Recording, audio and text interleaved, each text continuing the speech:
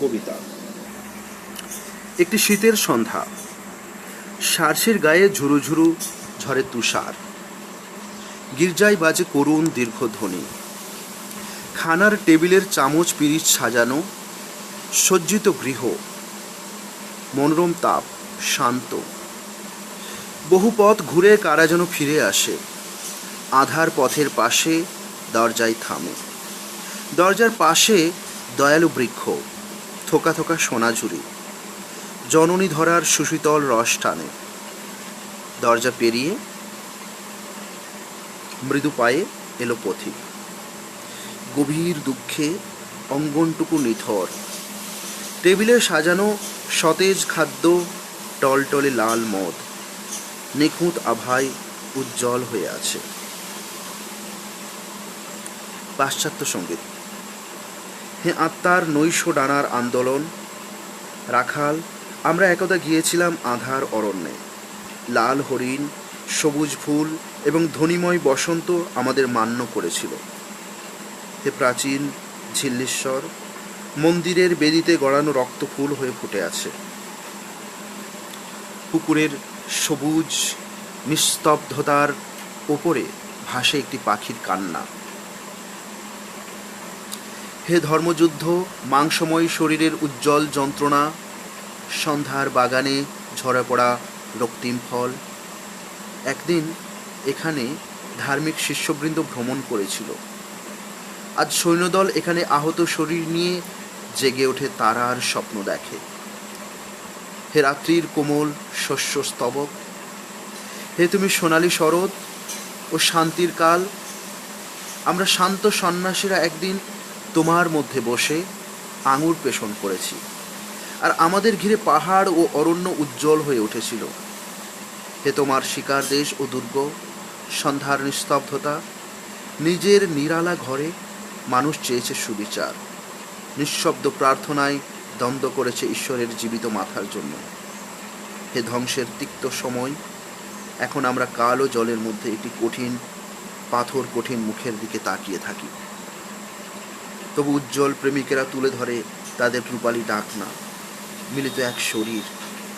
গোলাপের মতো নরম বালিশ থেকে ভেসে আসে ফুলের সুরভি, আর ঘুম ভাঙার পর মধুর গান।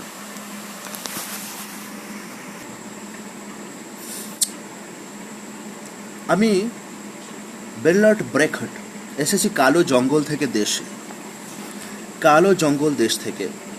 আমার মা আমাকে যখন শহরে আনেন তখন আমি ছিলাম তার পেটের মধ্যে, এবং সেই জঙ্গলের শিরশিরানি আমার শরীরে থাকবে যতদিন না আমি অদৃশ্য হয়ে যাই। সেই পিচ বাঁধানো শহরে আমি বেশ মানিয়ে গেছি।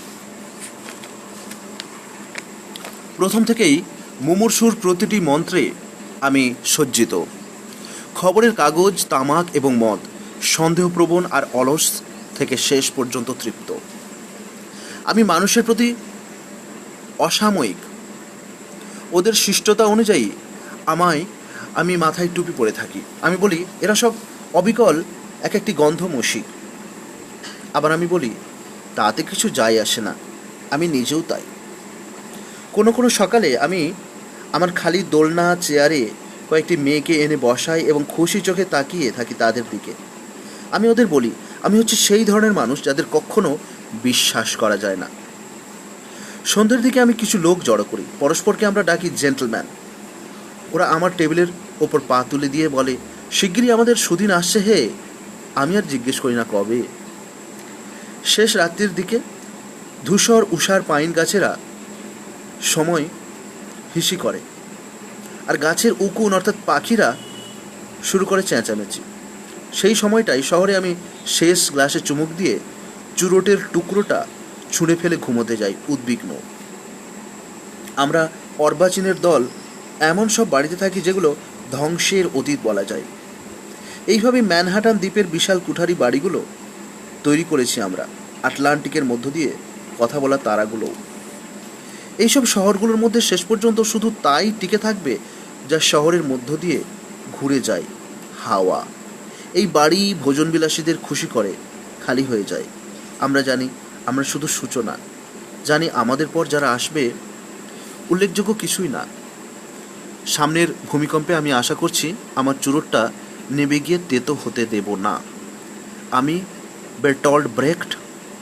যখন আমি মায়ের পেটে ছিলাম, সেই বহুদিন আগে কালো জঙ্গল দেশ থেকে এই পিচ বাঁধানো শহরে পরিত্যক্ত হয়েছি। নিমজ্জিতা মেয়েটি জলে ডুবে গিয়ে ভেসে গেল খরস্রোতে, পেরিয়ে ঝর্ণা, ঢেউ, উত্তাল নদীতে। আকাশে সূর্য উজ্জ্বল নীলমণি, যেন তিনি চান ওই মৃতদেহ জুড়োতে। শরীরে জড়ালো শ্যাওলা, সাগর পানা, ক্রমশই ভারী হয়ে এলো সেই শরীর। দুপায়ের ফাঁকে ভেসে যায় কত মাছ। শেষ যাত্রায় প্রাণী ও ঝাঁঝির বাধা বারবার জড়ায়। সন্ধ্যা আকাশ ধোঁয়ার মতন কালো, রাত্রে তারার আলো হয়ে এলো অনর। তবুও বিকেলে ছিল স্বচ্ছতা, নীলিমার নীল দিন। আরও কিছু ভোর এবং সন্ধ্যা এখনও রয়েছে সামনে। যখন পচন শুরু হলো, তখন ম্লান দেহটিতে জলে খুব ধীরে ধীরে ঈশ্বর তাকে অনায়াসে ভুলে গেলেন। প্রথমে মুখটি, তারপর হাত, সবশেষে তার চুল। এখন সে শুধু পচা গলা মাস, নদীতে অন্য পচা মাংসের মতন।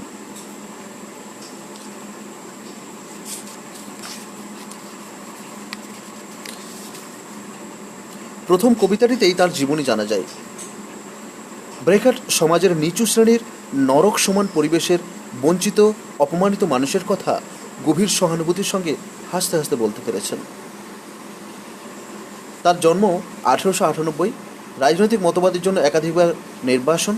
তিনি সাম্যবাদে বিশ্বাসী এবং জার্মানি বিভাগের পর শেষ পর্যন্ত আশ্রয় গ্রহণ করেন পূর্ব জার্মানিতে। নাট্যকার হিসেবে তার সম্মান পৃথিবীব্যাপী এবং সম্ভবত তিনি একমাত্র কমিউনিস্ট লেখক যার নাটকের ধারাবাহিক অভিনয় হয় আমেরিকায়। মৃত্যু 1956। ইনগেবার্গ বাখমান। এই শতাব্দীর শুরুতেই নিঃসঙ্গতা নামক নির্মম ব্যাধিটি প্রবলভাবে আক্রমণ করে কবি ও শিল্পীদের। অধিকাংশ রচনাতেই ফুটে ওঠে সমাজের প্রতি কবির অনাস্থা, মানুষের সঙ্গে বিচ্ছিন্নতা বোধ। সমস্ত শিল্পই ক্রমশ হয়ে ওঠে অতি ব্যক্তিগত, শিল্পীর একক নিঃসঙ্গতার অভিব্যক্তি। কিন্তু 1920 পর জার্মানির একদল লেখক, ব্রেখট প্রমুখ, চেয়েছিলেন সমাজের সঙ্গে কবির নতুন করে সম্পর্ক স্থাপন করতে। ঘোষণা করেছিলেন মানুষের সমভ্রাতৃত্ব। কিন্তু কয়েক বছর পর হিটলারের উত্থান এই শুভ বিশ্বাসকে তছনছ করে দেয়। দ্বিতীয় মহাযুদ্ধের পর জার্মানিতে আবার এক নবীন সাহিত্যিক গোষ্ঠী গড়ে ওঠে, যাদের বলা হয় 47-এর দল। এই দলের লেখকরাও বিদ্রোহী নন, চাপা, শান্ত, আচ্ছন্ন, সঙ্গীতময় রচনা এদের বৈশিষ্ট্য। এদের মধ্য থেকে আমরা একমাত্র শ্রীমতী ইগেনবার্গ বাখমানকে বেছে নিলাম। শ্রীমতী বাখমান, যাতে অস্ট্রিয়ান, জন্ম 1926, দর্শনশাস্ত্রের ডক্টরেট, 2টি কবিতার বই এবং একটি ছোট গল্পের বই বেরিয়েছে। এই রূপসী বিদুষী তরুণী অল্প বয়সে যথেষ্ট খ্যাতি অর্জন করেছেন। ইংরেজি অনুবাদকরাও বলেছেন অনুবাদে তার কবিতার রস খুবই নষ্ট হয়। জার্মান কবিতা সম্পর্কে উৎসাহী পাঠকরা বিশদ পরিচয়ের জন্য পাউলিক হ্যাকার মুখোপাধ্যায় সম্পাদিত জার্মান শ্রেষ্ঠ কবিতা নামের বাংলা অনুবাদের বইটি দেখতে পারেন। দুপুর, কবি ইগেনবার্গ বাখমান। গ্রীষ্ম ঋতুতে যখন লেবু গাছগুলি নিঃশব্দে ভরে যায় ফুলে, শহরের বহু দূর থেকে দিনের বেলায় চাঁদ পাঠিয়ে দেয় আলোর ম্লান ছায়া। দুপুর শুরু হয়ে এলো। এখন ঝর্ণার জলে কাঁপে সূর্যের আলো। এখন প্রাচীন ভগ্নস্তূপের নিচে থেকে বেরিয়ে এসে ফিনিক্স পাখি মেলে দেয় তার বিক্ষুব্ধ ডানা। পাথর ছুঁড়ে ছুঁড়ে ক্ষতবিক্ষত হাত এখন জাগ্রত ফসলে ডুবে যায়। যেখানে জার্মান আকাশ পৃথিবীকে কালো করে দেয়, সেখানে এক মুন্ডহীন দেবদূত খুঁজছে একটি কবর। মানুষের ঘৃণার জন্য আর তোমার জন্য সে রেখে যায় একটি হৃদয়ের চাবি। এক মুঠো দুঃখ মিলিয়ে যায় পাহাড়ের ওপারে। 7 বছর পর তোমার পুরনো চিন্তা তোমার জন্য ওখানে অপেক্ষায় আছে, সেই দরজার সামনে ঝর্ণায়। খুব গভীরভাবে সেদিকে তাকিও না, না তাকিও না, অশ্রু তোমার চক্ষু ভরিয়ে দেবে, ডুবিয়ে দেবে। 7 বছর পর যে বাড়িতে মৃতেরা শুয়ে আছে, সেখানে গতকালের হত্যাকারীরা তুলে ধরেছে তাদের সোনালি পান পাত্র। তুমি চোখ নামিয়ে নাও, চোখ ফেরাও।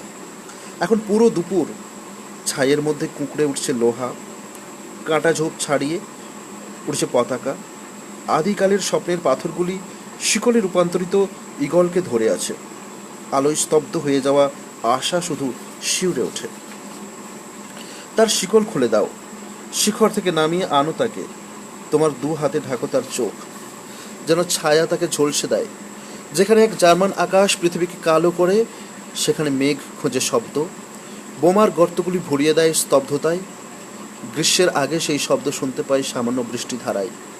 সারা দেশ জুড়ে ঘুরে বেড়ায় সেই অব্যক্ত অনুভব, শুধু ফিসফিস করে শোনা যায় এখন দুপুর।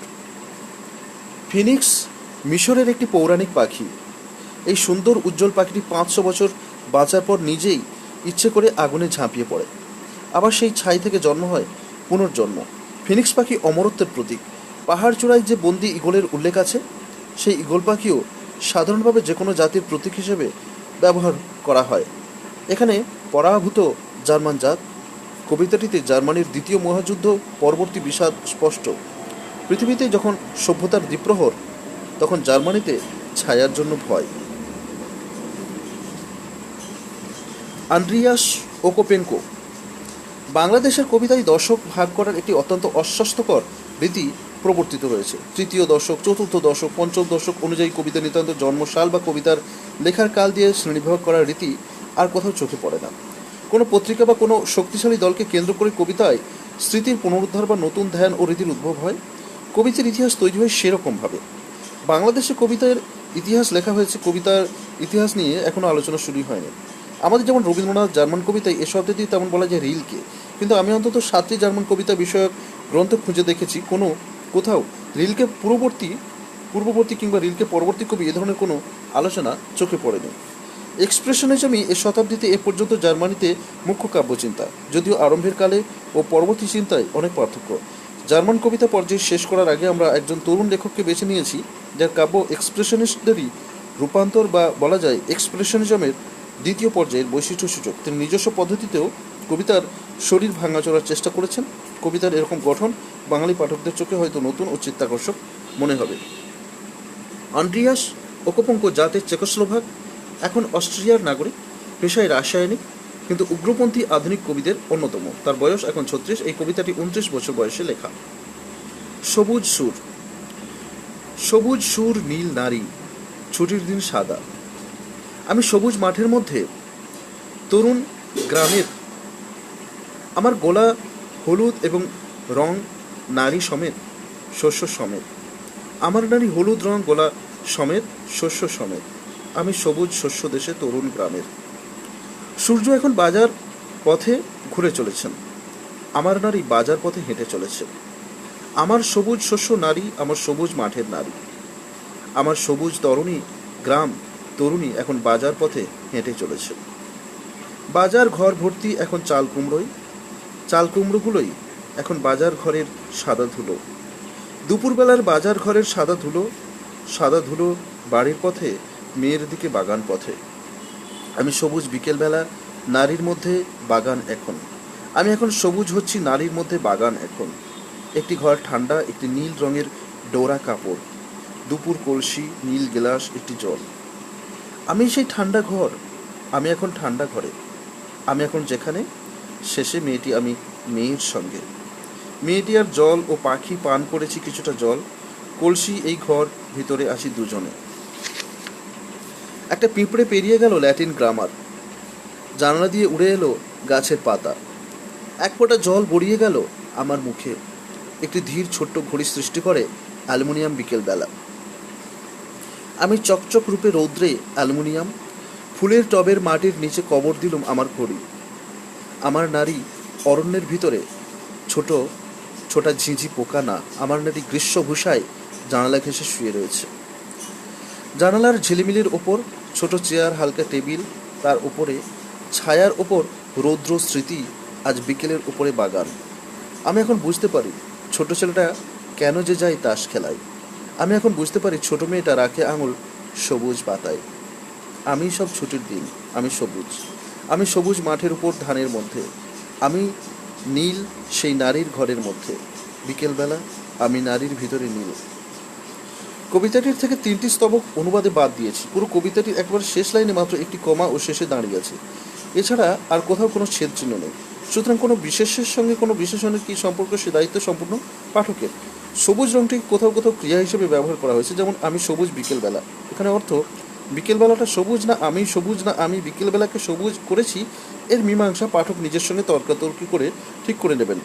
আমার বুঝতে অসুবিধা হয় না।